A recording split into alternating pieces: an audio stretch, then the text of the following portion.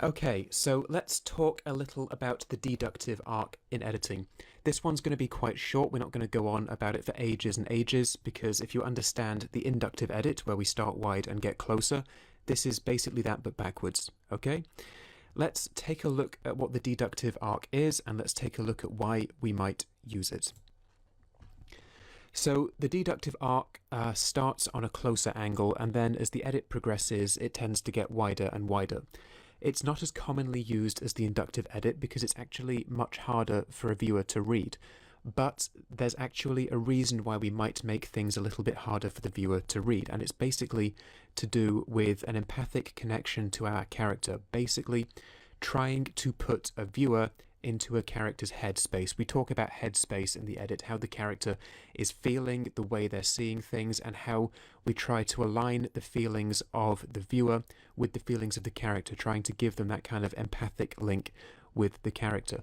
And the inductive edit can actually be a very good technique in order to do that under certain contexts, right? It's not the best thing all the time. It generally lends itself to when we want there to be a surprise, when we want there to be a cut to a wide and something that we're not aware of is then revealed. That's the most basic use for the deductive edit. This scene, for example, we have the close-up of Tom, and then we hear George speak and go, "Tom, is it?" And then, after we've heard him speak, or as we hear him speak, we cut to this mid-shot of Tom with George in the background. And that's because Tom is very focused, he's very reflective, right? He's kind of lost in his own head, playing this horrific scenario over and over again. He can't help but torment himself, right? And when George reaches out and speaks to him, it gives him a shock. It makes him surprised because he wasn't aware that George was there. And we want the viewer to have that empathic connection to Tom. And just little details like this, these little things, actually help a great deal. So this is why I chose to edit this scene together the way I did. I could have gone for the much more, traditional inductive arc. I could have started on the mid, gone to a close-up, looked down to the arms. I didn't want to do that.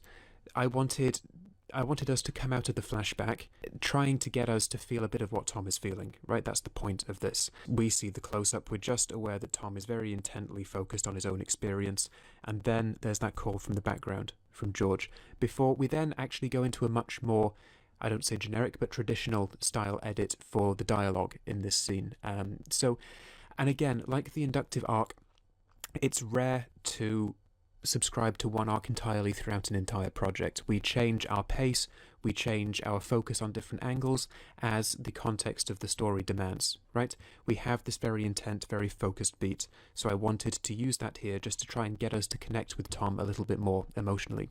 And I hope that makes sense. Right, I told you this was going to be a short one.